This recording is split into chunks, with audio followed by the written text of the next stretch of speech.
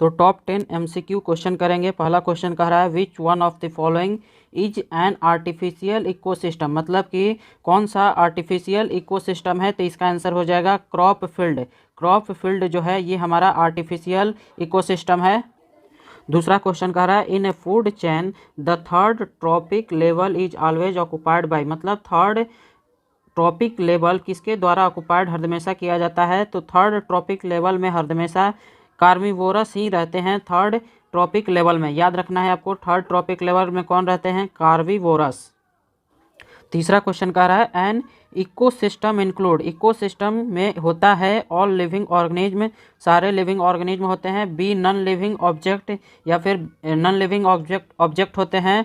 C both living organism and non living objects, दोनों होते हैं, लिविंग ऑर्गेनिज्म भी होते हैं और नॉन लिविंग ऑब्जेक्ट्स भी होते हैं। या फिर डी समटाइम्स लिविंग ऑर्गेनिज्म, कभी कभी लिविंग ऑर्गेनिज्म, और समटाइम नॉन लिविंग ऑब्जेक्ट, और कभी कभी नॉन लिविंग ऑब्जेक्ट्स होते हैं। तो इसका जो आंसर हो जाएगा सी हो जाएगा, लिविंग ऑर्गेनिज्म भी होते हैं और नॉन लिविंग ऑब्जेक्ट्स भी होते हैं। इकोसिस्टम में लिविंग ऑर्गेनिज्म और नॉन लिविंग ऑब्जेक्ट्स ये दोनों होते हैं, याद रखना है।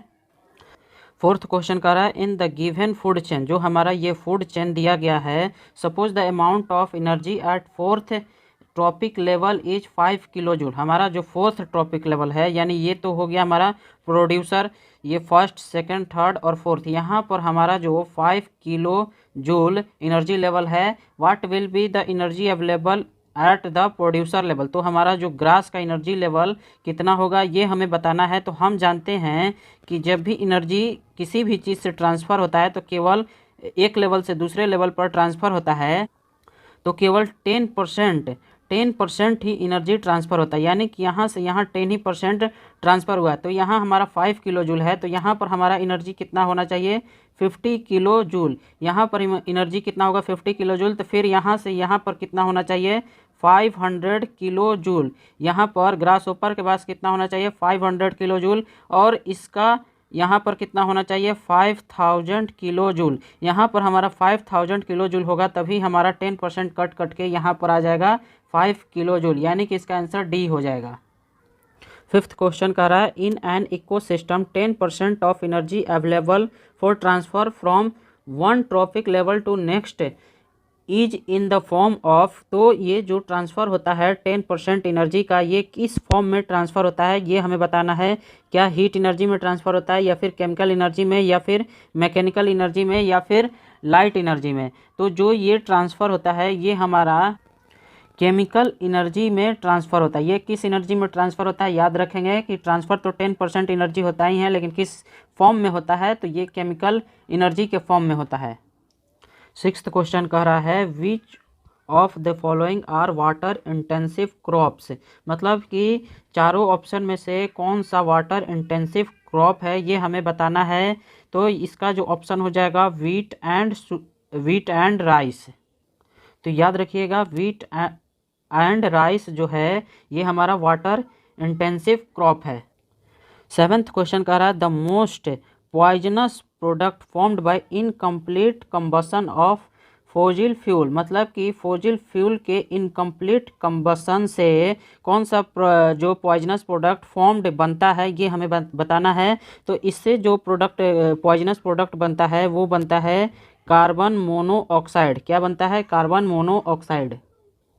8 नंबर क्वेश्चन कह रहा है food web is constituted by, food web constituted किससे किससे होता है। तो देखिए यहाँ पर फूड वेब का मैं आपको दिखा रहा हूँ। तो ये हमारा क्या है, फूड वेब है। यहाँ पर देख सकते हैं कई सारे इंटरलिंक्ड हैं। देखिए यहाँ पर क्या है, ये इससे इंटरलिंक्ड है, इधर भी है, मतलब सब एक दूसरे से इंटरलिंक्ड हैं। तो इसका जो आंसर हो जाएगा सी हो जाएगा, various interlinked food chain is in an ecosystem, मतलब इकोसिस्टम में कई प्रकार के इंटरलिंक्ड फूड चेन होते हैं। अब 9th क्वेश्चन देखिए how much of net primary productivity, जो नेट प्राइमरी प्रोडक्टिविटी है of a terrestrial ecosystem is eaten by eaten and digested by herbivores, जो आर्मीवोरस के द्वारा ईटेन और डाइजेस्टेड किए जाते हैं वो कितने किए जाते हैं, तो केवल 10%, बी ऑप्शन सही होगा, केवल 10% ही खाए और उसको पचाए जाते हैं। किसके द्वारा? आर्मीवोरस के द्वारा।